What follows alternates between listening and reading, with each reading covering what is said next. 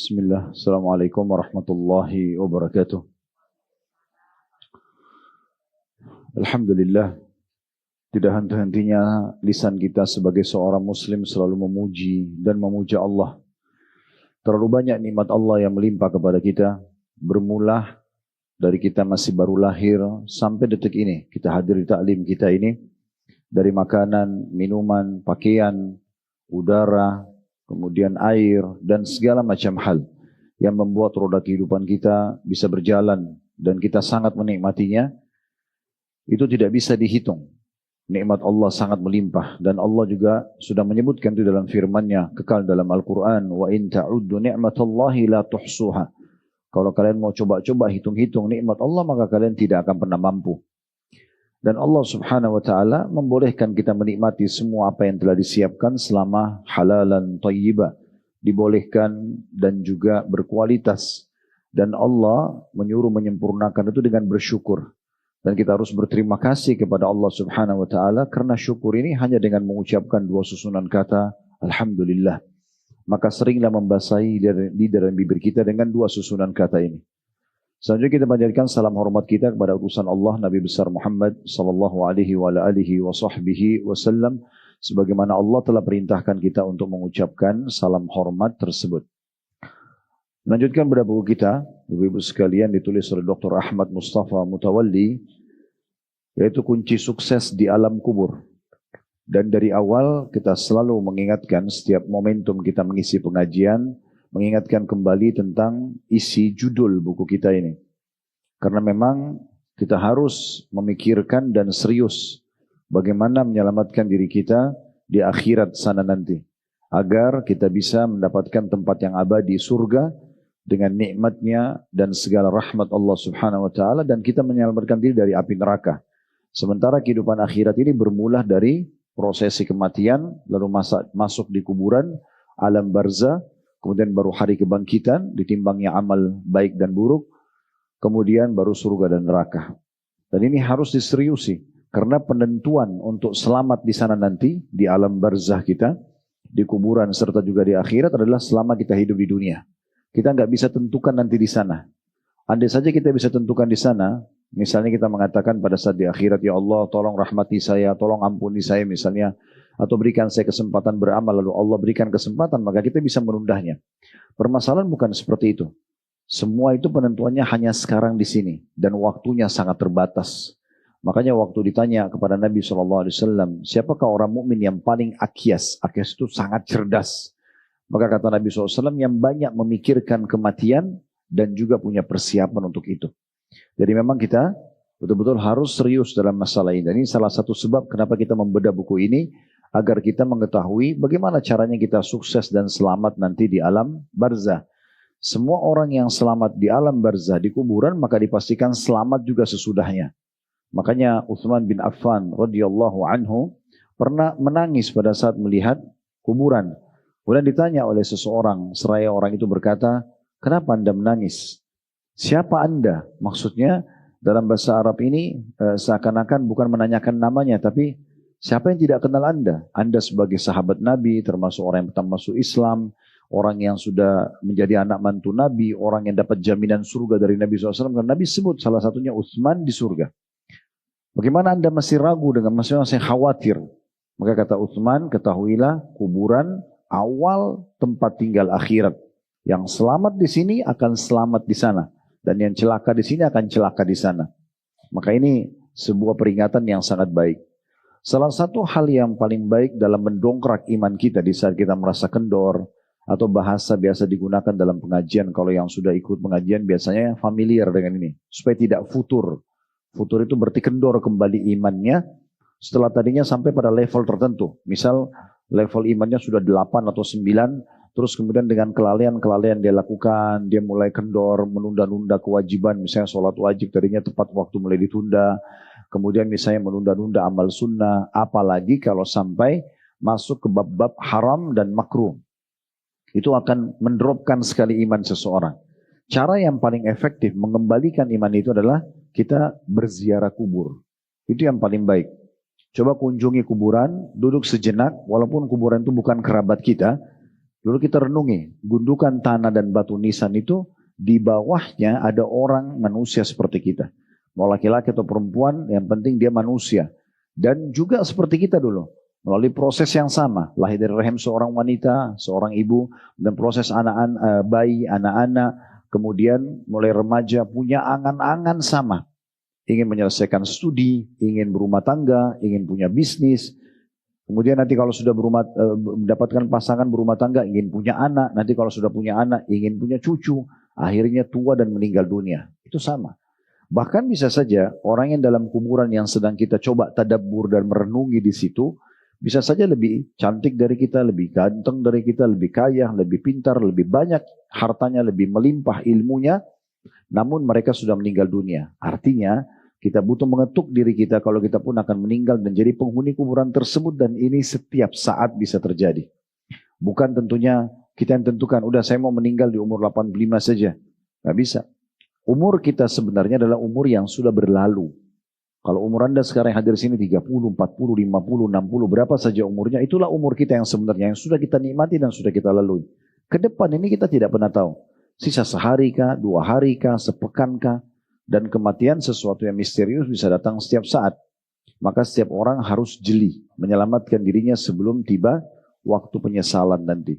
Sekali lagi, menentukan nanti di akhirat kita di surga atau di neraka adalah sekarang di dunia ini. Masuk surga atau masuk neraka, itu seseorang tinggal tentukan di muka bumi ini. Segera selamatkan diri, mumpung masih hidup, mumpung masih diberikan kesempatan, penuhi majelis-majelis ilmu, terapkan ilmu yang sudah didapatkan, selalu berada di saf-saf pertama, atau golongan pertama yang mengerjakan kewajiban dari Allah. Begitu azan, kita termasuk orang yang pertama mengerjakannya. Begitu tiba puasa Ramadan, kita orang yang paling semangat menyambut dan mengerjakannya. Kalau punya utang, tidak menunda-nunda untuk membayarnya. Karena ini kewajiban, khawatir meninggal nanti malah tidak sempat dibayar, apalagi oleh ahli waris misalnya. Karena memang hutang puasa dibayar oleh ahli waris. Tapi kalau mereka tidak paham hukum, maka bisa dituntut pada hari kiamat. Hitung semua zakat mal, zakat harta kita, keluarkan segera sebelum waktunya habis, misalnya karena kita ajal meninggal. Begitu juga haji bagi yang mampu. Saya melihat mayoritas orang yang pergi haji itu rata-rata sudah berumur. Mana mereka di masa muda mereka? Padahal mereka punya kemampuan. Dan ini harus disegerakan semua kewajiban-kewajiban tersebut. Yang masih punya orang tua segera berbakti, punya kerabat segera silaturahim, ya, punya masalah ya, sama seseorang segera selesaikan. Masih terbuka pintu-pintu dosa, segera tutup. Semua ini harus diambil langkah efektif dari setiap orang di antara kita. Karena hanya kita yang bisa menyelamatkan diri kita sendiri. Nah, ini sedikit muqaddimah pembukaan, mengingatkan kembali tentang dasar judul buku kita ini. Dan alhamdulillah kita sudah menyelesaikan sampai 11 poin. Ya, 11 poin menyelamatkan diri atau kiat sukses ya di alam kubur. Kita sudah bahas kemarin ya, 8, 9, 10, 11, dan itu satu dalil. Sholat, puasa, zakat, dan juga menebarkan kebaikan. Walaupun kita sempat rincikan satu persatu. Ya. Sempat kita buat satu poin ini adalah satu pertemuan. Agar lebih rinci ilmu yang bisa Bapak Ibu dapatkan tentunya. Sekarang kita masuk ke kiat sukses ke-12. Ya, yaitu masalah menjaga wudhu sebelum sholat. Ini secara khusus. Nanti kita akan bahas masalah wudhu secara umum. Ya.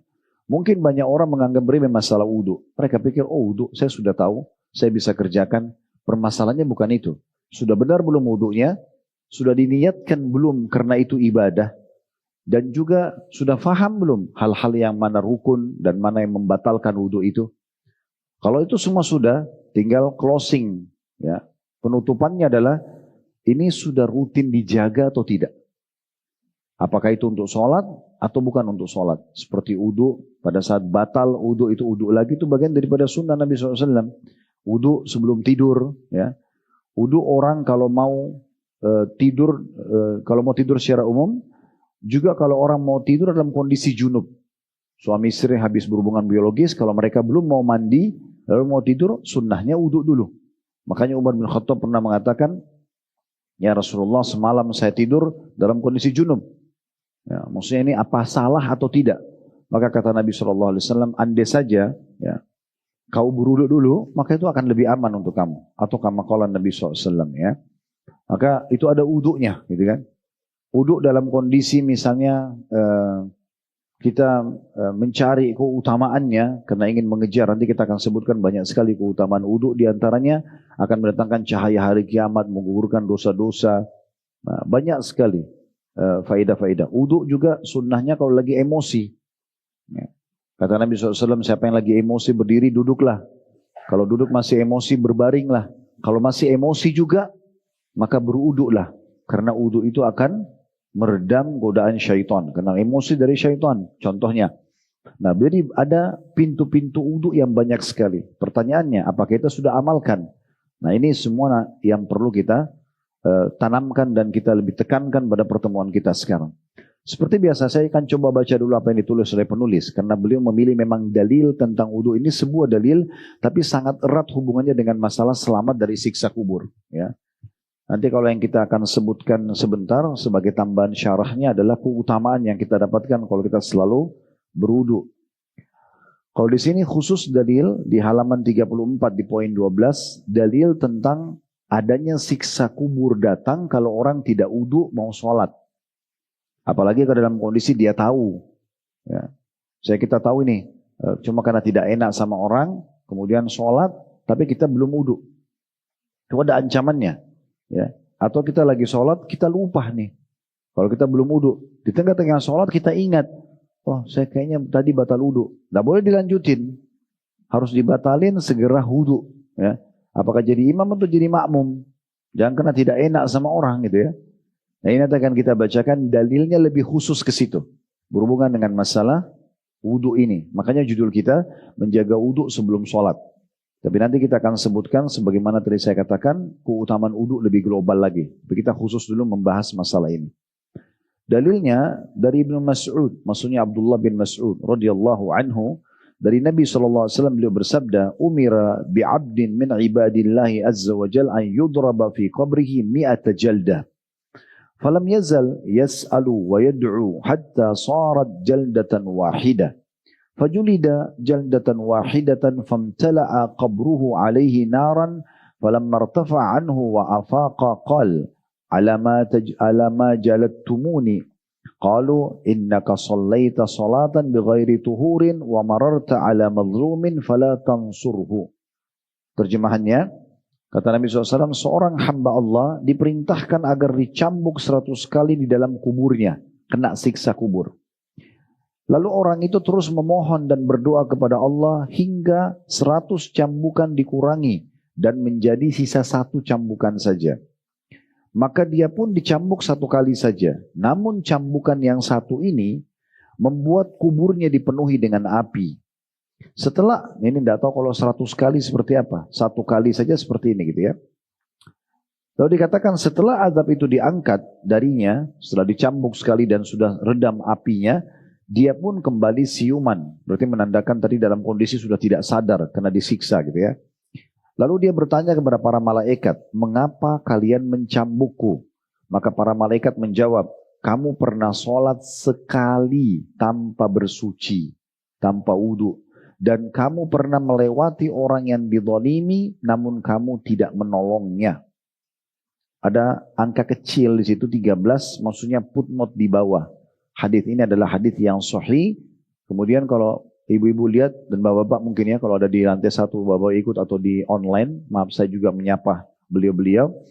Di situ disebutkan di footnote nomor 13 sahih, maksudnya sanad hadisnya. Kemudian as-sahihah itu maksudnya nama bukunya Syekh Albani rahimahullah. As-sahih maksudnya silsilah hadis sahih nomor 2774. Jadi kalau teman-teman mau nambahin informasi di footnote itu, as-sahihah yang di garis miringin itu sebenarnya ringkasan daripada silsilah ahadis sahihah, bukunya Syekh Albani. Karena beliau mensahihkan hadis ini di nomor 2774. Baik, hadis ini kata penulis ya, mengandung ancaman keras bagi siapa yang tidak berwudu sebelum sholat.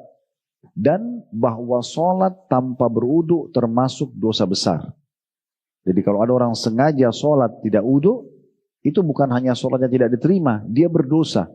Karena dasarnya sholat itu adalah ibadah kepada Allah Subhanahu wa ta'ala. Dan salah satu syarat mutlaknya adalah wudu. Jadi kalau ada orang sengaja sholat tanpa wudhu, maka ini berarti dia termasuk mendapatkan dosa besar. Maka pelakunya mendapatkan azab di kubur. Sebagaimana yang ditunjukkan dalam hadis ini. Syekh Islam Ibn Taimiyah rahimahullah berkata, seorang muslim tidak boleh sholat ke arah selain kiblat, atau tanpa wudhu, atau tanpa ruku dan sujud. Siapa yang melakukan itu, dia berhak mendapatkan celaan dan hukuman. Sampai sini dulu, kita akan coba jelaskan dulu ya. Dari hadis ini, lafaz hadis ini, bisa kita bagi menjadi beberapa bagian. Faidah. Yang pertama, faidah dari hadis ini, kalau mau catat silahkan tentunya. Seperti biasa kalau ada hadis atau ada ayat, kita coba korek faidah ilmunya ya, hikmahnya. Nah, faidah pertama dari hadis ini adalah adanya hukuman dan siksa kubur. Dari dalil ini salah satu dalil yang digunakan oleh para ulama untuk menjelaskan adanya siksa kubur.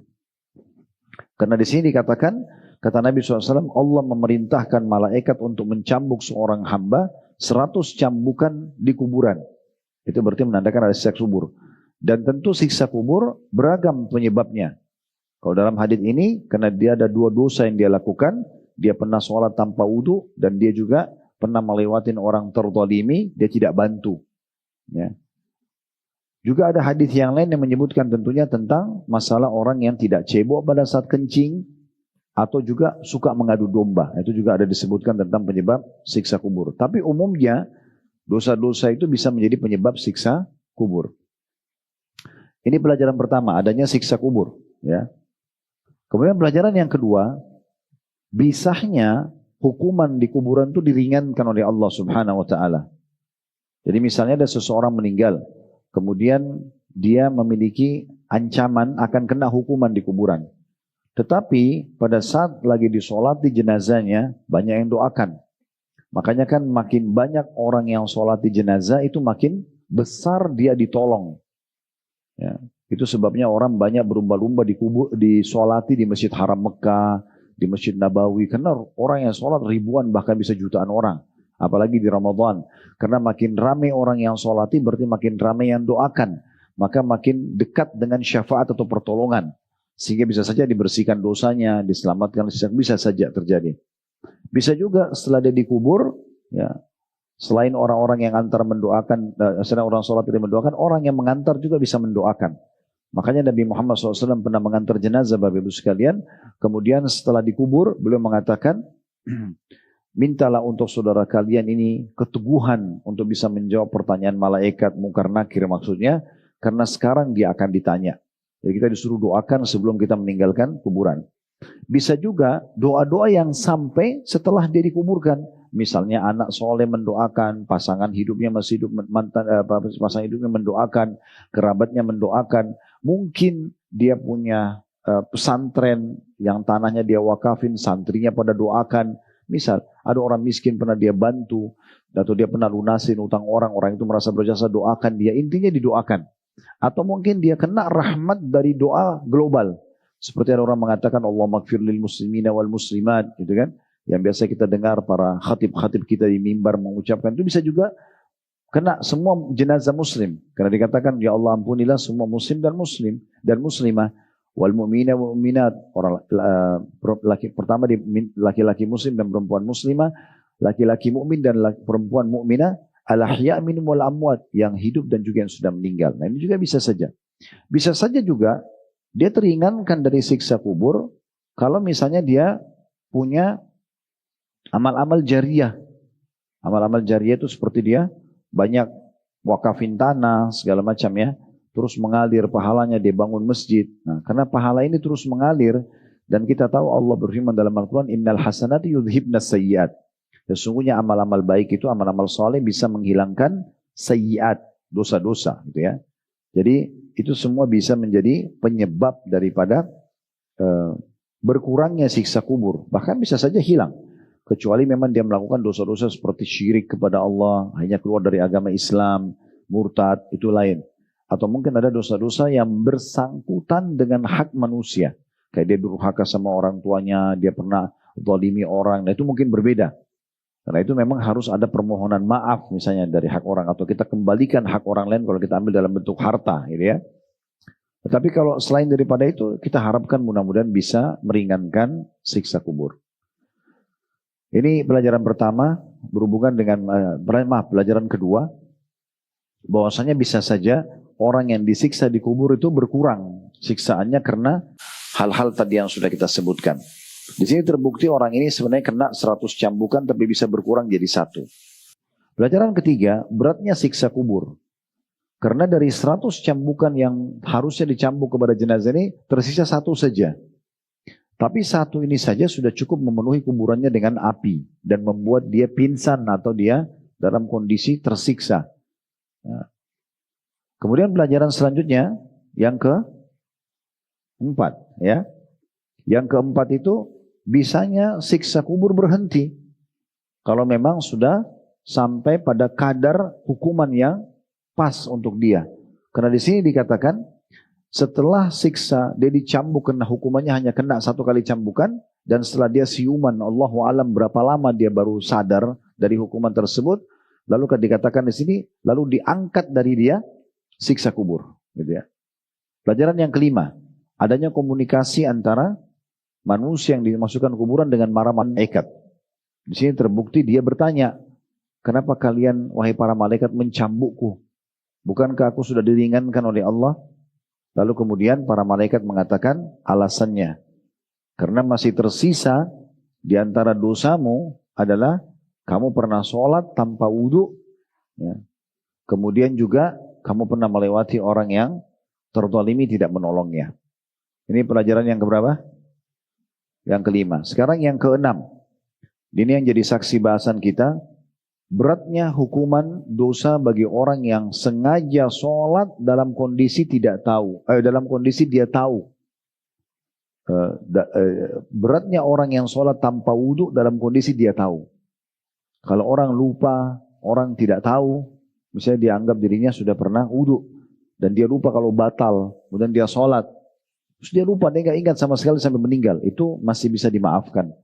Tapi kalau Bapak Ibu tahu nih, lagi jadi imam atau jadi makmum tahu, di rakaat kedua kita ingat, kayaknya tadi saya batal wudu nih, nggak boleh dilanjutin, lanjutin kena ancaman hadis ini.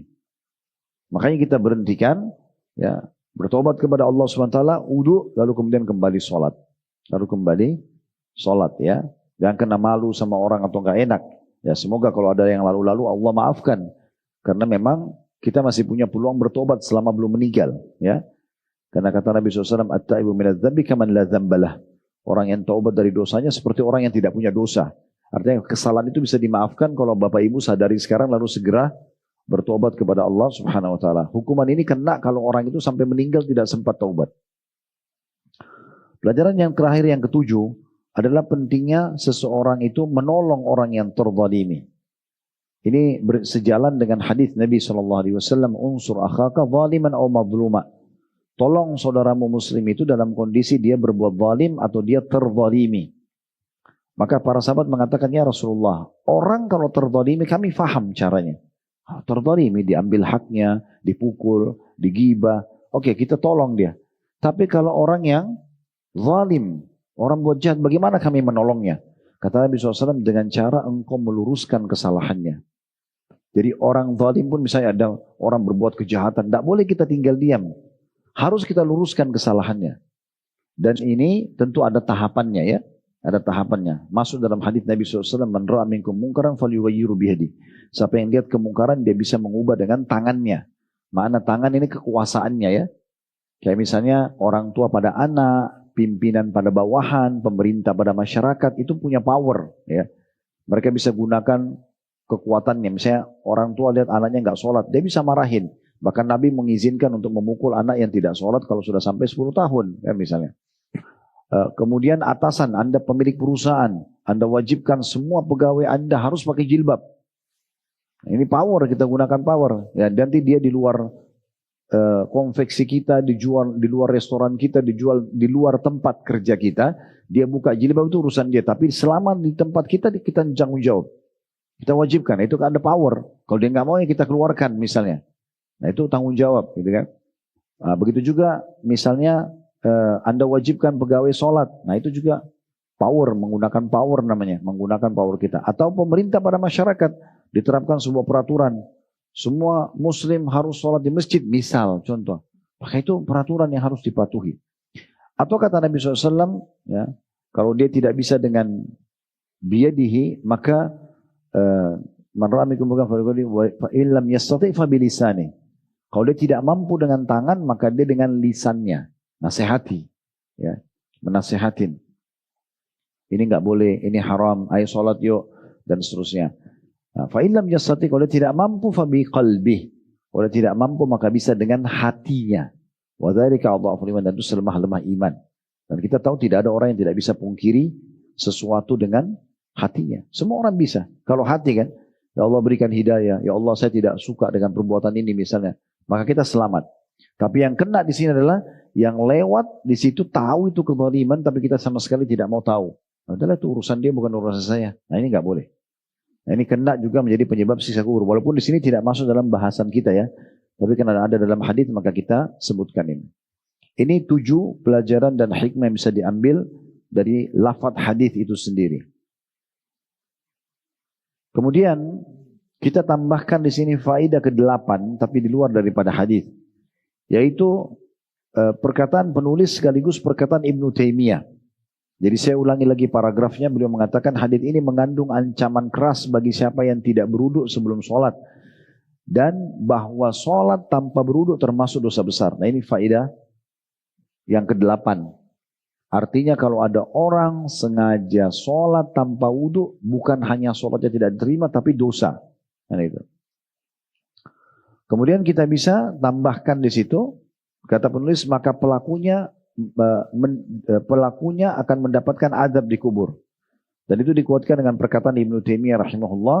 Beliau mengatakan seorang muslim tidak boleh sholat ke arah selain kiblat, atau tanpa wudu, atau tanpa ruku, ataupun sujud. Dan siapa yang melakukan hal itu, dia berhak mendapatkan celaan dan hukuman. Ini faedah ke-8. Baik, kita lanjutkan membaca paragrafnya. Selanjutnya di halaman 35 ya. Sebagaimana hadis ini juga, ini faedah yang ke-9 ya. Sebagaimana hadis ini juga mengandung faedah bahwa jikalau melalaikan tahara, bersuci, sebelum sholat saja sudah diazab dalam kubur, lalu bagaimana dengan orang yang melalaikan sholat? Sudah pasti termasuk ke dalam sebab-sebab yang mendatangkan azab kubur. Jadi faedah yang ke-9, bahwasanya meninggalkan sholat dan melalaikannya lebih berat hukumannya daripada tidak berwudu sebelum sholat. Karena wudu saja yang kita lupakan atau kita tidak mau peduli sebelum sholat sudah cukup datangnya azab kubur, bagaimana kalau orang yang tidak sholat? Maka akan jauh lebih berat hukumannya. Ya. Kemudian ini yang 10 sekarang, faedah yang bisa kita ambil. Faedah lain dari hadis adalah bahwa menjaga wudhu sebelum sholat termasuk sebab yang dapat menyelamatkan pelakunya dari azab kubur. Hendaknya diperhatikan poin ini, wallahu alam. Artinya, bagaimana seorang muslim di faedah ke-10 ini selalu berusaha dalam keadaan wudhu. Dalam keadaan wudhu. Yang lebih baik tentunya kalau Bapak Ibu batal wudhu, wudhu lagi. Batal wudhu, wudhu. Jadi setiap saat mau sholat bisa. Meninggal pun ajal datang dalam kondisi wudhu, bagus, gitu kan? Itu punya ya kemuliaan tersendiri di sisi Allah Subhanahu Wa Taala, karena orang dalam kondisi tahara atau suci, gitu ya. Selanjutnya di paragraf terakhir kata penulis, Abu Al-Hasan As-Sulaimani berkata, harus difahami bahwa hadis di atas berlaku untuk orang yang sholat tanpa berwudu dengan sengaja dan mengingatnya. Dari sudah saya sampai ya. Sampaikan Bapak Ibu sekalian, kalau misalnya kita lagi sholat, Allahu Akbar, di rakaat kedua kita ingat kita belum punya wudu, nggak boleh dilanjutin. Ini diingatkan oleh Abu Hasan As-Sulaimani. Beliau mengatakan harus difahami bahwa hadis di atas berlaku untuk orang yang sholat tanpa berwudu dengan sengaja dan mengingatnya. Karena orang yang tidak ingat atau lupa tidak diazab. Demikian juga orang yang tidak mengetahui hukum secara rinci terkait permasalahan ini, wallahu alam. Artinya hukuman itu hanya terancamkan kepada orang yang sengaja. Kalau orang lupa atau dia tidak tahu hukum, ada orang baru masuk Islam, dia tidak tahu kalau harus wudu baru sholat misalnya. Nah itu tidak masuk dalam masalah ini. Ya. Tapi itu tidak boleh dia berlama-lama ya dalam masalah hal-hal seperti ini. Baik, ini bahasan tentang masalah poin ke-12. Nanti insya Allah ke depannya kita akan masuk di poin ke-13 ya, dan beberapa poin yang Allah SWT mudahkan. Nah, sekarang kita akan masuk ke syarah dan penjelasan, tambahan informasi tentunya buat Bapak Ibu sekalian, rahimani wa rahimakumullah. Yang pertama, yang perlu kita fahami, bahwasanya berwudu bagian daripada perintah agama. Bahkan dia memiliki banyak sekali keutamaan. Saya akan coba bacakan hadis-hadis yang ditulis oleh Al-Mundhiri dalam kitab Targhib Tarhib beliau dan disahihkan oleh Syekh Albani dalam terbitan buku Sahih At-Targhib Tarhib. Khusus di bab wudu itu ada di jilid 1 ya, dari halaman 218 sampai 280. Jadi sangat banyak sebenarnya ya. Tapi saya akan fokus di bab nomor 7-nya tentang masalah anjuran berwudu dan menyempurnakan wudu. Itu mulai dari halaman 246. Dan saya sangat merekomendasikan bagi Bapak Ibu yang punya rezeki, beli buku ini ya. Judulnya Sahih At-Targhib Tarhib. Dia 6 jilid. Ada ribuan hadis, semua bicara tentang keutamaan saja. Keutamaan dari amal-amal dan juga ada ancaman bagi orang yang berbuat dosa. Nah itu bukunya sangat mudah dan sudah diterjemahkan dalam bahasa Indonesia itu ya. Kalau Bapak Ibu mampu beli jilid 1, beli jilid 1 aja dulu. Nanti kalau bisa mampu beli 6 jilid tidak apa-apa, tapi dicicil. Alhamdulillah kami sudah bedah ini di YouTube. Jadi Bapak Ibu bisa lihat di playlist YouTube kami, setelah klik yang Khalid Basalam Official logonya, nanti akan cari playlist, kalau diklik nanti cari buku Sahih At-Targhib Tarhib. Kami sudah bedah ini sampai jilid 3. Sekarang kita sudah menyelesaikan bab jihad dan masuk ke bab haji. Keutamaan-keutamaan aja semua ya. Kalau di kantor di masjid dekat kantor kami yang kami biasa imami di situ, itu saya sudah baca sampai jilid 4-nya gitu ya. Tapi itu hanya sekedar kultum. Kalau yang di YouTube itu memang dibedah seperti ini, akan kita kaji lebih dalam. Intinya sebenarnya dalam Sahih At-Targhib Tarhib ya, di jilid 1-nya di halaman 246 ada bab nomor 7, anjuran berwudu dan menyempurnakan wudu. Hadis pertamanya dengan sanad sahih dari Ibnu Umar radhiyallahu anhuma, dari bapaknya Umar radhiyallahu anhu, dari Nabi SAW tentang Jibril ya, atau tentang pertanyaan Jibril kepada Nabi SAW tentang Islam. Dan beliau mengatakan, waktu Jibril tanya, beritahukan kepadaku apa itu Islam. Kata Nabi SAW, al-Islamu an tashhadu an la ilaha illallah wa anna Muhammadar Rasulullah. Kata Nabi SAW kepada Jibril, Islam adalah yang pertama engkau mengucapkan 2 kalimat syahadat. Tidak ada Tuhan yang berhak disembah kecuali Allah dan Muhammad adalah utusannya. Wa antuqimas shalah, engkau dirikan salat. Wa tu'tiyaz zakah, engkau mengeluarkan zakat. Wa tahujjal wa ta'tamir, engkau haji dan juga umrah. Nah ini penting digarisbawahi berhubungan dengan masalah umrah ya. Kalau dalam pendapat Imam Syafi'i rahimahullah, umrah pertama itu wajib bagi yang mampu. Kadang-kadang orang mengatakan umrah itu hukumnya sunnah. Sebenarnya sunnahnya itu kalau sudah yang kedua, yang ketiga dan seterusnya. Kalau yang pertama punya kemampuan itu hukumnya wajib sebagaimana wajibnya haji. Makanya di sini dia katakan Islam adalah engkau mengucapkan syahadat, 2 kalimat syahadat, kemudian sholat, mendirikan sholat, menunaikan zakat, dan engkau haji dan umrah. Haji dan umrah. Kemudian selanjutnya, وَتَغْتَسِلَ مِنَ الْجَنَابَةِ, engkau mandi junub. Nah ini yang paling afdol, mohon maaf kalau orang setelah interaksi biologis, suami istri, maka yang paling tepat langsung mandi, tidak menundanya. Ya, karena itu amanah dari Allah Subhanahu wa taala dan perintah. Kemudian selanjutnya wa antutimmal wudu'a, dan engkau menyempurnakan wudu. Nah ini jadi saksi bahasan kita. Menyempurnakan wudu bagian daripada Islam itu sendiri. Wa tasuma Ramadan, lalu engkau berpuasa Ramadan. Qala fa idza fa'altu dzalika fa ana muslim, maka seseorang Jibril bertanya kepada Nabi SAW, apakah kalau aku kerjakan itu berarti aku sudah dianggap muslim? Qala na'am. Kata Nabi SAW, nah, maka Jibril mengatakan, sodaqta, kamu telah benar. Dan hadis ini diriwayatkan oleh Ibnu Khuzaimah dalam sahihnya, dan hadis yang senada juga disebutkan dalam kitab As-Sahihain, Bukhari dan Muslim, dengan pemaparan yang berbeda. Biasanya kan kalau kita dengar tentang rukun Islam itu cuma 5 itu ya, tentang syahadat, sholat, zakat, puasa Ramadan dan haji. Kalau hadis ini lebih lengkap, karena selain 5 ini ternyata disebutkan ada tambahannya. Ya, di sini dikatakan setelah syahadat, kemudian sholat, kemudian zakat, lalu ditambah haji dan umroh. Ada umrohnya masuk. Kemudian ditambah juga mandi junub. Ya, artinya orang muslim tidak boleh meninggalkan mandi junub karena tidak sah sholatnya. Bahkan orang dalam kondisi junub tidak boleh masuk dalam masjid. Kemudian menyempurnakan wudhu. Serta juga berpuasa Ramadan. Kemudian hadis yang lain tentang keutamaan wudhu. Bapak Ibu sekalian, yang kedua diangkat oleh Al-Mundhiri dengan sanad sahih dari Abu Hurairah radhiyallahu anhu. Beliau mengatakan, aku mendengarkan Rasulullah sallallahu alaihi wasallam bersabda, "Inna ummati yud'auna yaumal qiyamati gurran muhajjalina min atharil wudhu. Faman istata'a minkum an yutila gurratahu falyaf'al." Sesungguhnya umatku dipanggil pada hari kiamat dengan wajah, kedua tangan dan kaki bersinar putih karena bekas wudhu.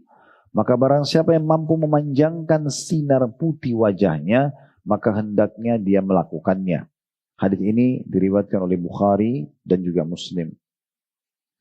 Di sini ada penjelasan Al-Mundhiri yang dimaksud dengan maka barang siapa yang mampu memanjangkannya sampai akhir, ya, ada sisipan dari ucapan Abu Hurairah yang mauquf, ya maksudnya sampai kepada beliau, yang mengatakan ini tidak hanya satu orang saja. Ini kata Al-Mundhiri rahimahullah. Kemudian dalam riwayat lain, riwayat Imam Muslim, riwayat Abu Hazim, ya, rahimahullah, seorang ulama tabi'in, beliau mengatakan, kuntu khalfa Abi Hurairah wa huwa yatawadda lis-shalah. Fakana yamuddu yadahu hatta yabluga ibtah.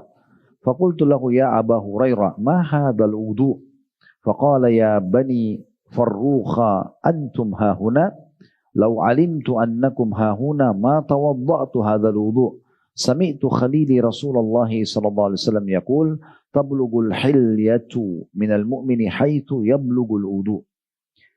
Kata Abu Hazim rahimahullah, aku pernah berada di belakang Abu Hurairah sementara dia dalam kondisi sedang berwudu untuk sholat. Lalu Abu Hurairah mengulurkan tangannya hingga sampai ketiaknya. Maksudnya bajunya itu digulung sampai ditaruh di ketiak, ya. Dan beliau berwudu, ya, sampai akhirnya air wudu itu tersentuh, ya, sampai lebih. Misalnya batas minimalnya siku. Nah, ini dilebihkan. Karena memang melebihkan ini itu wudu. Misalnya minimal pergelangan tangan kita lebihkan, ya. Minimal siku kita lebihkan. Minimal kalau kaki, misalnya mata kaki kita lebihkan sampai ke betis. Itu punya keutamaan. Karena nanti Abu Hurairah jelaskan, ya, pada saat itu. Orang Abu Hazim bertanya, wah ya Abu Hurairah, wudu apa ini? Kami belum pernah lihat wudu seperti ini. Karena airnya sampai lebih dari siku, ya. Kalau di kaki itu lebih dari mata kaki ke atas gitu, ya. Maka Abu Hurairah mengatakan, wahai Bani Farrukh, maksudnya ini suku yang Abu Hazim berasal dari situ. Kalian ada di sini, jika aku mengetahui kalian berada di sini, maka aku tidak berwudu seperti ini. Ya. Lalu kemudian beliau mengatakan, aku mendengarkan kekasihku Rasulullah SAW bersabda, kata Abu Hurairah, hiasan seorang mukmin pada hari kiamat mencapai apa yang dicapai oleh wudunya. Tentu di sini jangan dibayangkan, terutama ibu-ibu, ini hiasan emas, perak. Hiasan ini lebih global. Kita tidak tahu hiasan apa yang dikasih, tapi yang jelas, ya, air wudu itu, semua air wudu itu akan mendatangkan perhiasan pada hari kiamat. Kalau beberapa hadis disebutkan cahaya gitu, ya. Maka kalau kita lebihkan, maka itu akan lebih juga perhiasan akan dikasih. Siku juga lebih dilebihkan, seperti itulah. Maka ada anjuran untuk melebihkan batas minimal wudu itu sendiri. Ibnu Khuzaimah meriwayatkan dalam sahihnya senada dengan ini, hanya saja dia berkata, aku mendengarkan Rasulullah SAW bersabda, innal hilyata tablughu mawadhi'at tahur. Sesungguhnya hiasan itu bagi seorang mukmin pada hari kiamat mencapai bagian-bagian anggota tubuh yang disucikan. Al-Mundhiri mengatakan, al-hilya, perhiasan menuju surga, bisa gelang atau yang lain-lainnya. Jadi tidak harus satu tipe saja. Hadis selanjutnya dari Abu Hurairah, hadis yang ketiga yang kita baca pada kesempatan ini dengan sanad sahih. Dari Abu Hurairah radhiyallahu anhu bahwa Rasulullah sallallahu alaihi wasallam pernah mendatangi kuburan. Kemudian tentu di sini kuburan secara global disebutkan ya, yang Nabi SAW pernah ziarahi. Kemudian beliau mengucapkan, Assalamualaikum dara qaumin mu'minin, wa inna insya'allahu bikum an qaribin lahikun, wadidtu anna qad ra'ayna ikhwanana. Qalu awalasna ikhwanaka ya Rasulullah, qala antum ashabi, wa ikhwanana alladhina lam ya'tu ba'd. Qalu kaifa ta'rifu man lam ya'ti ba'd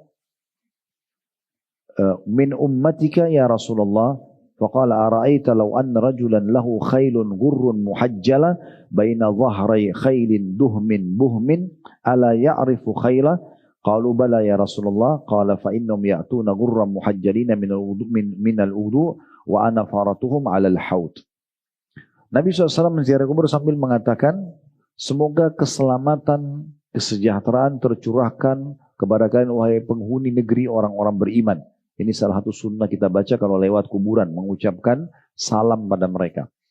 Kami insya Allah tidak lama lagi akan menyusul kalian. Ini bagian daripada doa yang dibaca kalau ziarah kubur.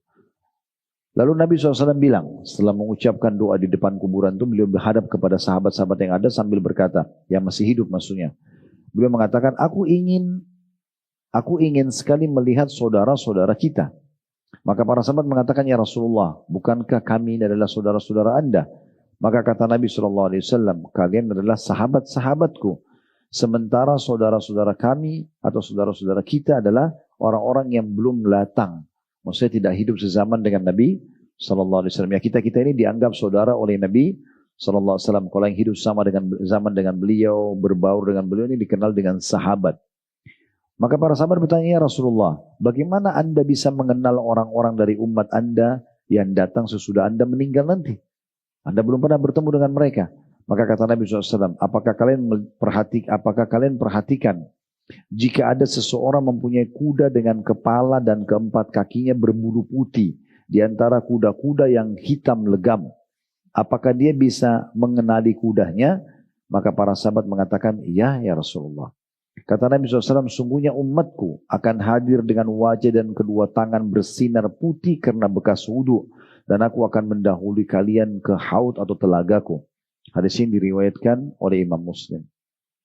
Dari hadis yang panjang tadi kita bisa lihat pelajaran-pelajarannya. Yang pertama adalah pentingnya seseorang menziarahi kubur dan mengucapkan salam dan mendoakan para ahli kubur.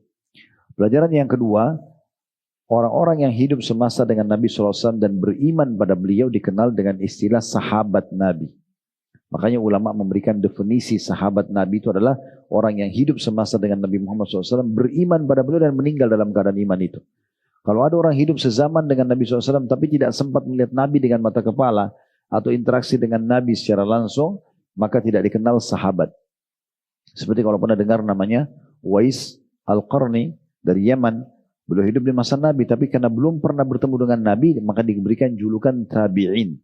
Generasi yang datang setelah Nabi, yang belajar dari sahabat. Tapi yang hidup bersama Nabi, seperti Abu Bakar, Umar, lihat Nabi, interaksi sama Nabi, beriman dan meninggal, maka dalam keadaan imannya, maka dikatakan sahabat. Dan pelajaran selanjutnya yang ketiga adalah adanya istilah saudara-saudara Nabi bagi orang Muslim yang tidak hidup semasa dengan Nabi Muhammad sallallahu alaihi wa ala alihi wa sahbihi wasallam. Dan pelajaran selanjutnya adalah bahwasanya orang-orang yang sering berwudu dari umat ini akan keluar cahaya yang terang dari tubuh mereka pada hari kiamat nanti, sampai Nabi SAW memberikan gambaran bagaimana kalau ada orang punya kuda itu di bulu bagian dahinya, di kepalanya itu berwarna putih dan keempat kakinya itu berbulu warna putih.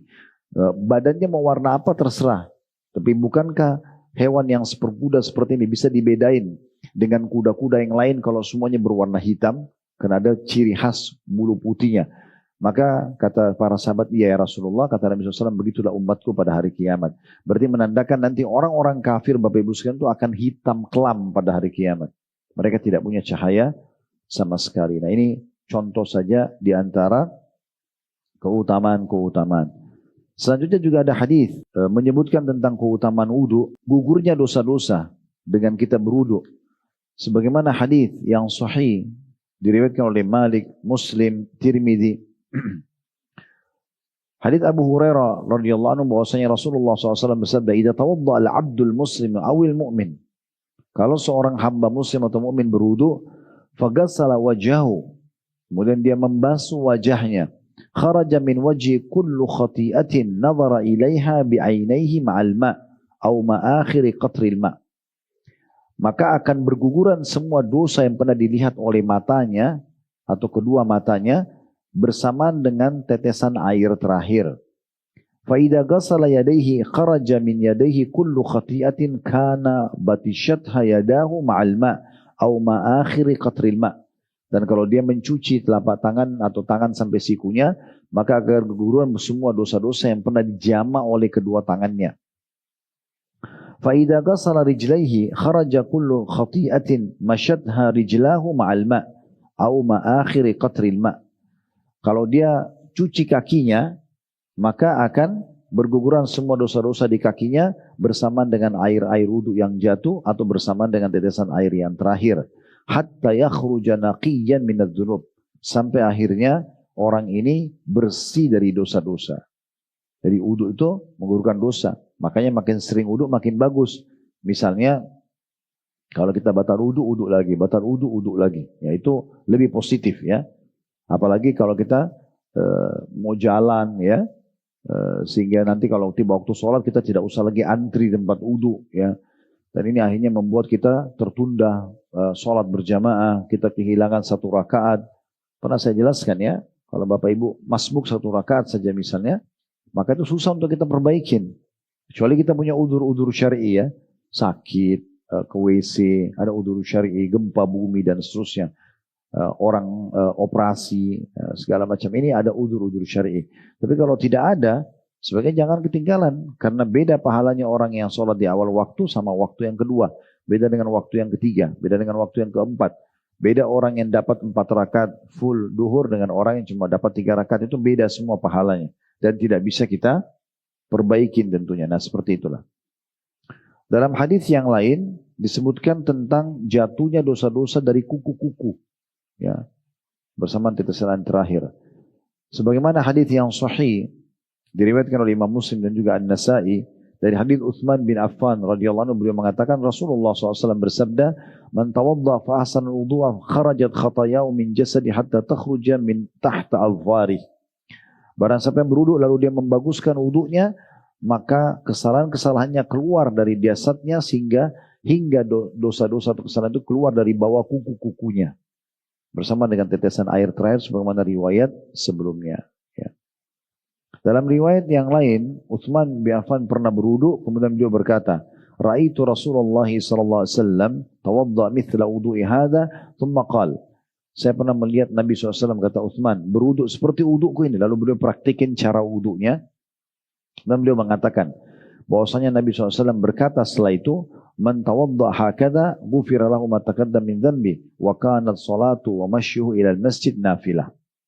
Siapa yang wudu seperti wudu ini, disempurnakan wudunya, maka akan gugur dosa-dosanya yang telah lalu dan sholatnya serta jalannya ke masjid adalah tambahan pahala baginya.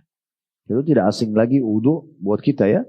Membasuh kedua telapak tangan, dimulai dari bagian depan ataupun bagian dalam. Intinya kita membasuh tangan kanan dan tangan kiri. Ingat batas minimal pergelangan, lebihkan.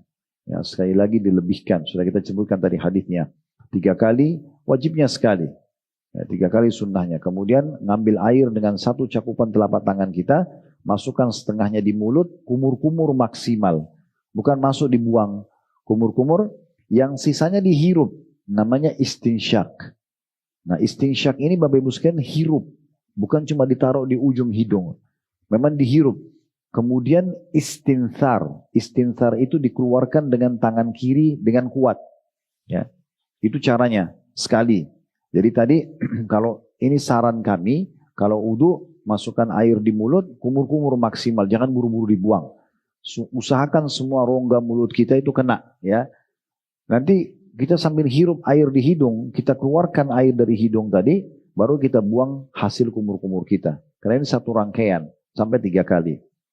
Kemudian selanjutnya wajah, dari awal tumbuhnya rambut sampai di dagu atau dagu, kemudian dari kuping kanan ke kuping kiri. semuanya. Dengan mengambil air 2 telapak tangan, kemudian diusapkan ke wajahnya. Ya, dipastikan semuanya kena 1, 2, dan 3. Kemudian telapak tangan kanan sampai ke siku. Kemudian kalau misalnya Bapak Ibu mulai dari bagian depan, seperti ini ditarik misalnya. Kerannya lagi jalan, kita tarik ke bawah, ini pastikan selalu dipegang sikunya. Jadi ini biasa tidak kena air. Kalau tidak kena berarti bisa tidak sah soal wudhunya. Kemudian ditarik ke dalam, ya, baru sekali, pelan-pelan aja. Makanya hadis-hadis tentang wudhu juga kita kalau baca itu banyak sekali. Di sini mungkin ada belasan bahkan puluhan lembar, ya, yang membahas masalah hadis. Itu umumnya semua disuruh sempurnakan wudhu, pelan-pelan, jangan tergesa-gesa, pastikan semua kena. Kanan 3 kali, kiri 3 kali. Kemudian bagian kepala dalam beberapa hadis disebutkan Nabi SAW melakukannya sekali. Dan itu ditarik dari bagian depan kepala sampai ke batang leher, ya, atau tengkuk, kemudian ditarik ke depan lagi, baru jari telunjuk masuk ke dalam kuping, dan jari jempol itu mutar di belakang, seperti memijit kupingnya. Kemudian baru telapak kaki, dan beberapa imam-imam mazhab mewajibkan menyelat-nyelatkan tangan, jari-jari tangan ke jari-jari kaki. Di selat-selat itu dimasukin, karena takutnya nanti di antara jari-jari kaki ini ada yang tidak kena air. Maka kita selat-selatkan. Bagi orang yang sudah, misalnya ibu maaf, pada saat keluar rumah tadi, dalam kondisi habis mandi misalnya sudah wudhu. Kemudian dalam perjalanan batal wudhu. Misalnya maaf kebetulan buang air kecil, atau buang air besar, atau keluar angin. Lalu mau wudhu lagi, maka semua anggota tubuh tadi dibasahkan kecuali kaki. Kaki boleh diusap bagian atas kaos kaki. Namanya hukum massul khuf. Nah, bagi mukim boleh sehari semalam, bagi musafir 3 hari 3 malam. Bagian atasnya saja. Dan Ali bin Abi Thalib mengatakan radhiyallahu anhu, kalau agama ini dipahami dengan akal, harus menggunakan akal. Maaf. Kalau agama ini menggunakan akal, maka mengusap kaos kaki itu, atau khuf-khuf itu sebenarnya kaos kaki yang di masa Nabi itu dipakai musim dingin dari kulit. Tapi ulama sekarang menarik ke hukum kaos kaki juga masuk dalam gitu ya. Kalau di Madinah atau di Mekah itu biasanya kalau lagi musim dingin dijual itu. Khuf-khuf itu ada dijual. Dia mirip seperti kaos kaki, ada kalau sekarang dipakai resleting ya. Nah, itu dia bukan sepatu, tapi kalau kaos kaki juga dia agak tebal, dia kayak dari kulit. Nah, itu biasanya itu diusap bagian atasnya. Nah, sebagian ulama menarik juga itu hukum kaos kaki. Tapi syaratnya sebelum Bapak Ibu pakai kaos kaki dalam kondisi suci.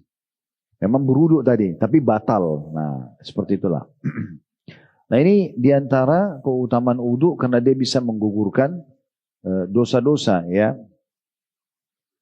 Dan tentang masalah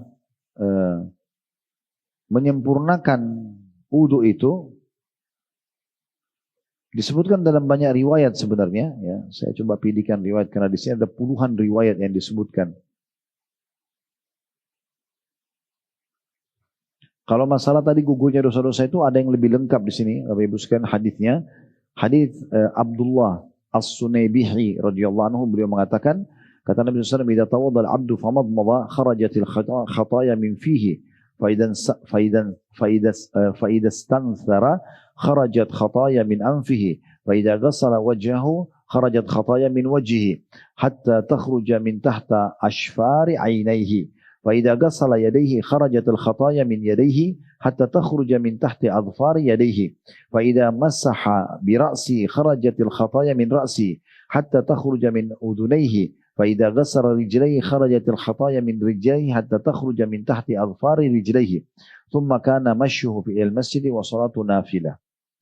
Kata Nabi SAW, apabila seorang hamba berwudu lalu dia berkumur-kumur, maka keluar semua kesalahan-kesalahan dari mulutnya.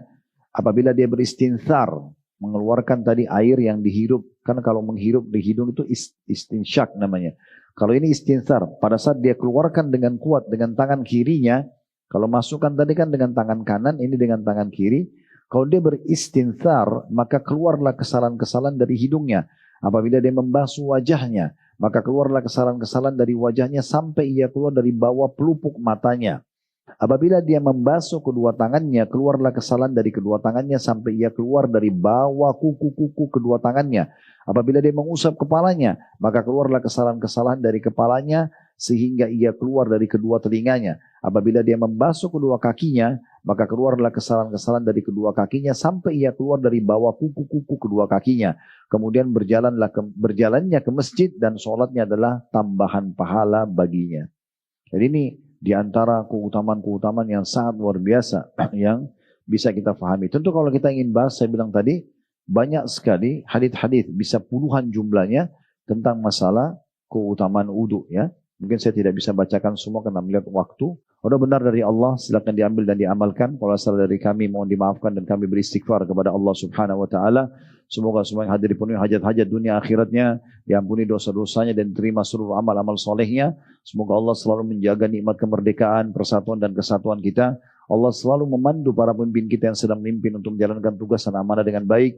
Allah berikan balasan yang sempurna dari apa yang telah mereka berikan, dari ide, dari energi, dari harta dan apapun yang mereka kerahkan untuk masyarakat dan juga untuk negara. Dan semoga juga Allah Subhanahu wa taala memaafkan kesalahan-kesalahannya, dan semoga Allah jadikan kita masyarakat yang selalu gotong royong dengan pemerintah menjalankan tugas dan amanah untuk menjaga kemerdekaan, persatuan dan kesatuan kita ini. Dan semoga negara kita selalu makmur dan dijaga oleh Allah Subhanahu wa taala menjadi contoh bagi negara-negara yang lain. Dan selalu kita doakan saudara kita di Palestina, terutama Gaza, semoga Allah berikan kepada mereka kemerdekaan sebagaimana Allah berikan kepada kita. Allah sembuhkan orang-orang sakit di antara mereka, terima para syuhada mereka, dan juga Allah menangkan mereka dari musuh-musuh mereka. Dan semoga Allah ikut sertakan kita bersama mereka di pahala, baik dengan doa, dengan harta, juga dengan jiwa kita. Dan semoga Allah satukan kita semua di surga Firdaus kelak tanpa hisab, mana disatukan dalam majlis ilmu yang mulia ini. Subhanakallahumma bihamdika asyhadu an la ilaha illa anta astaghfiruka wa atubu ilaik. Wa sallallahu ala nabiyyina wa habibina Muhammadin wa alihi wa sahbihi wasallam. Walhamdulillahi rabbil alamin. Wassalamualaikum warahmatullahi wabarakatuh.